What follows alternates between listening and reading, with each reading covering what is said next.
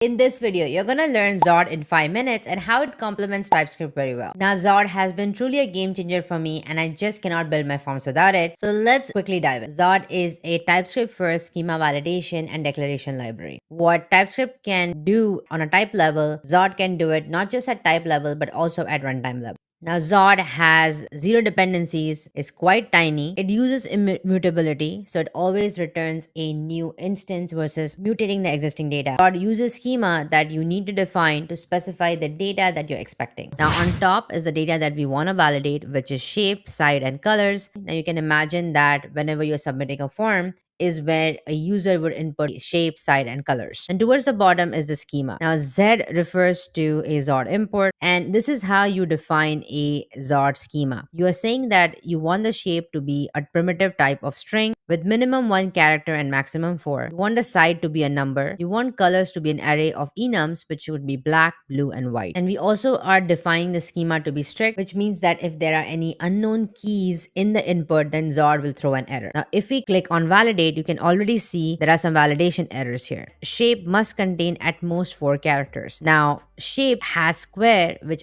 actually has more than 4 characters. That's why it threw this error. Similarly, we have a enum value of red, when in fact only black, blue, and white are to be expected. So if I change this to white, and if I change the max character to be 10, and if I validate it, then validation has passed. That's how easy it is to define the schema, and it is automatically going to throw a success or an error based on the data that you provide, as long as it's matching the schema. Zord has many different primitive values that you could use. For example, BigInt, Boolean, date, symbol, and so on. Now, this form has a handle submit button and also a form with 3 different fields: name, age, and role. So we're using the web form data API to retrieve the information about name, age, and role from the form. Now, in order for us to define the schema, user schema equals z.object, and then that's where we can start defining the schema. So in our case, it will be name, age, and role. Name is going to be string, age is going to be number, and then role is going to be a enum value of admin or user. This means that a role could be admin or user. Any other values won't be accepted. Now, we can also add additional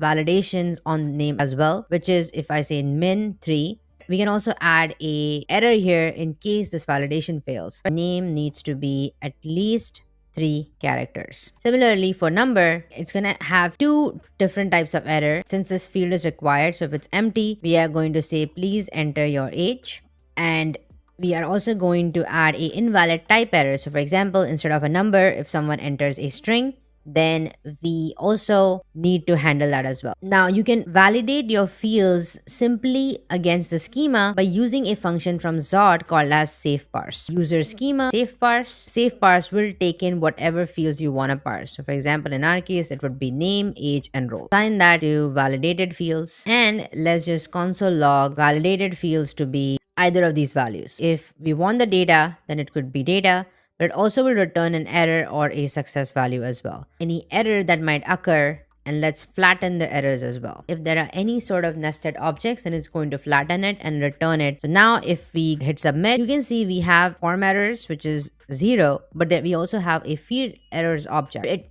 tells us that age is not a valid number and role is a invalid enum value expected to be admin, and in fact we are adding anonymous. Now, in order for us to handle the case when it's not successful, let's add the conditional here. That means if validated fields or success is not true, that means it's an error. If it is successful, invoke our API call and return data. With Zord, you could declare a validator once and automatically infer the static TypeScript type. In our case, we are flattening the errors, and if we want to infer the type from Zord, we could simply just infer it. And here, if we say user scheme errors, then infer flattened errors, which is what the error type that we have, type of user schema. And this means it has automatically inferred the type of flattened errors, which is form errors and field errors. It is exactly what we had over here when we submitted the specific form. Field errors and form errors with age and role. Now, let's create a new state called as errors, which would have the type of user schema errors that we just defined. And then whenever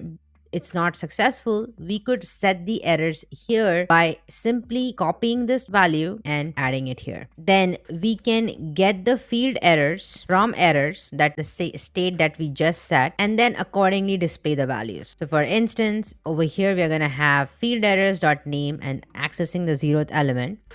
If I hit submit, now we can also see the name needs at least 3 characters, enter a valid number, and invalid enum value. Now we can simply fix this error by adding our name Anki, age to be 12, and then role is an admin role. And when I hit submit, everything works. But even though we have type as a number, which is 12, and this input type is in fact a number, yet Zord is telling us in the field error to please enter a valid number. And why is that? Well, because no matter what input field type that you set, it's always going to be a string.